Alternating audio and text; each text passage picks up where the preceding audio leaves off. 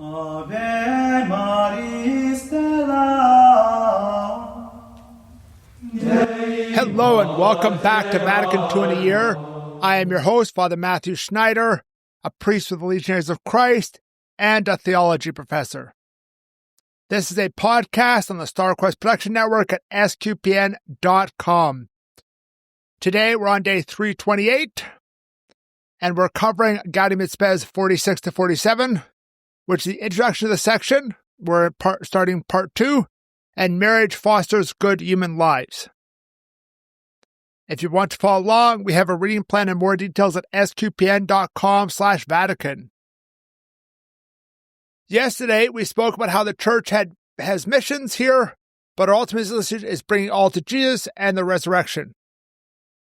Today, we start part 2, some problems of special urgency.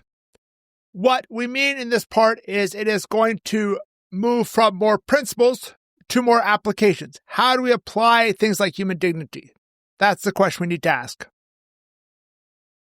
And we're going to cover the short intro to this section, and then for paragraph 47, we will start chapter 1, fostering the nobility of marriage and the family, which is the first application we're going to cover with human dignity. The summary today is we're moving from human dignity to application, and we're noting the issues around marriage that need addressing. What needs to be addressed about marriage? Paragraph 46 is the whole part of part 2, the whole section of part 2, before we get into the individual chapters. And it has 2 subparagraphs, and they're pretty straightforward. A, we set forth human dignity already. Now let's apply it. And B, we list the 5 chapters for the rest of the document. So let's read it. A, this council has set forth the dignity of the human person and the work which men have been destined to undertake throughout the world, both as individuals and as members of society. There are a number of particularly urgent needs characterizing the present age, needs which go to the root of the human race. To a consideration of these in the light of the gospel and of human experience, the Council would now like to direct the attention of all. We've spent most of this past month of this podcast talking about human dignity in general, part 1. And that's a key for this whole document, that idea of human dignity that ran through that whole part of part 1, that whole section of part 1, or whatever, however you want to word it. And that is really, I think, like the key for understanding Gaudium et Spes. Now, we need to move to the particular needs of our age. We need to enlighten them with the gospel. That's going to be our goal. So, moving on to 46b, it talks about the 5 chapters for the rest of the document, or the rest of this part, which is pretty much the rest of the document. There's a small conclusion after. Let's read it. Of the many subjects arousing universal concern today, it may be helpful to concentrate on these. 1. Marriage and the family. 2. Human progress. 3. Life, its economic, social, and political dimensions. 4. The bonds between the family of nations. And 5. Peace. On each of these may there shine the radiant ideals proclaimed by Christ. By these ideals may Christians be led, and all mankind enlightened, as they search for answers to questions of such complexity. This is basically just telling us what the 5 chapters are coming up. That's what the subparagraph's main point is. So we have marriage and the family. We're going to deal with that for about a week. Each of these is actually about a week. And then we're going to talk about human progress, development, economic, technological development. We're going to talk about life, its economic, social, and political dimensions. How we have these different social and economic and political things in an individual country. Then the last 2 talk about between countries, the bonds between the family of nations, and then peace. I think a lot of these would be similar now, but I think if we had Vatican III or something like that today, we'd have a few other sections or even subsections. We'd have a lot more on things like AI and the internet in that aspect of human progress. because sometimes these things, they're technological progress, but they're not actual progress of mankind. We might have something on biotech or something on privacy or things like that. Nonetheless, I think these 5 topics are still applicable today, 60 years after Vatican II. Now, we move on to the second half of today, which is paragraph 47, and this starts chapter 1 of part 2. And the title of this chapter is Fostering the Nobility of Marriage in the Family. It's today and then 5 more days to cover this topic. And as a reminder, we're in practical application. This is going to be how we apply what we talked about to marriage in the family. Paragraph 47 has 4 subparagraphs, and we'll read them in 2 groups. A and B speak about how human well-being depends on marriage, should be built up, but it's under attack. C and D talk about how the rest of this chapter will present doctrine, not documents, doctrine, to help with anxiety over these issues around marriage and the family. Let's begin reading 47A and B. A.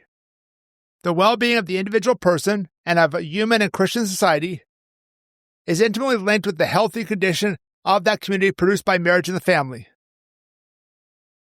Hence Christians, and all men who hold this community in high esteem, sincerely rejoice in the various ways by which men today find help in fostering this community of love and perfecting its life, and by which parents are assisted in their lofty calling.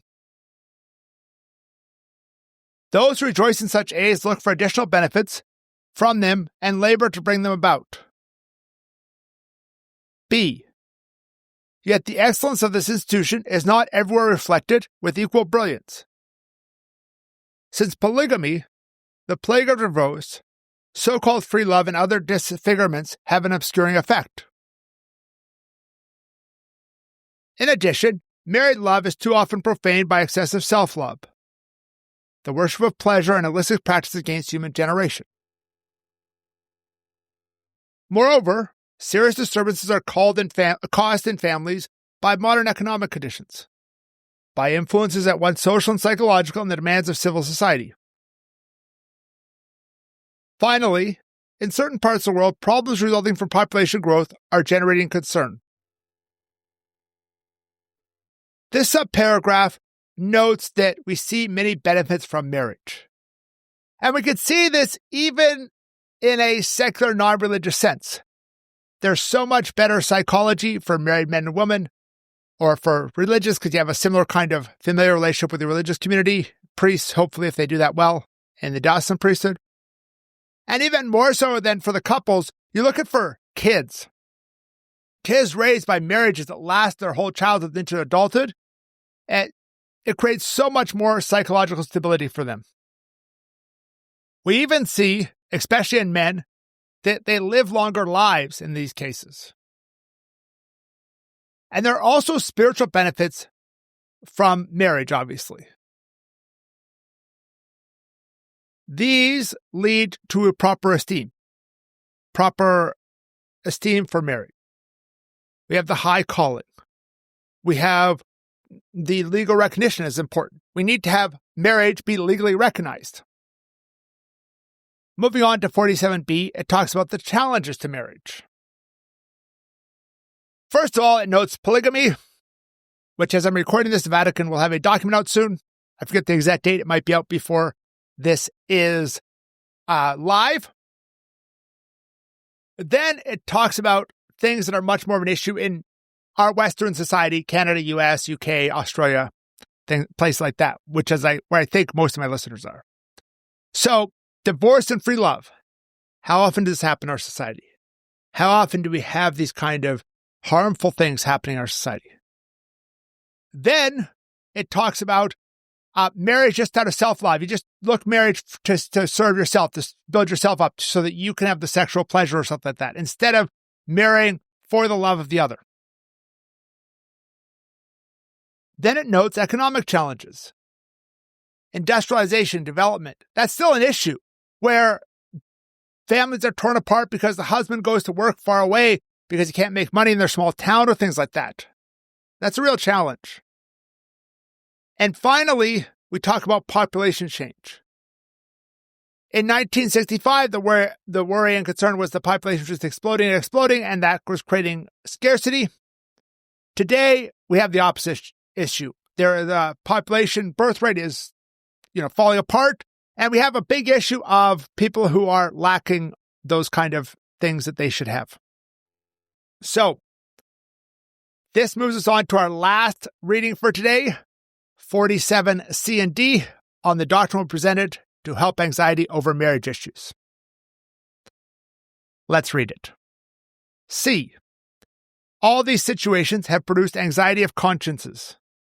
Yet the power and strength of the institution of marriage and family can also be seen in the fact that time and again, despite the difficulties produced, the profound change in modern society reveal the true character of this institution in one way or another. D. Therefore, by presenting certain key points of church doctrine in a clearer light, this sacred synod wishes to offer guidance and support to those Christians and other men who are trying to preserve the holiness and to foster the natural dignity of the married state and its superlative value. What the church has to say about marriage is beautiful, and this subparagraph reminds us that that's what we're going to hear about over the next 5 days or so.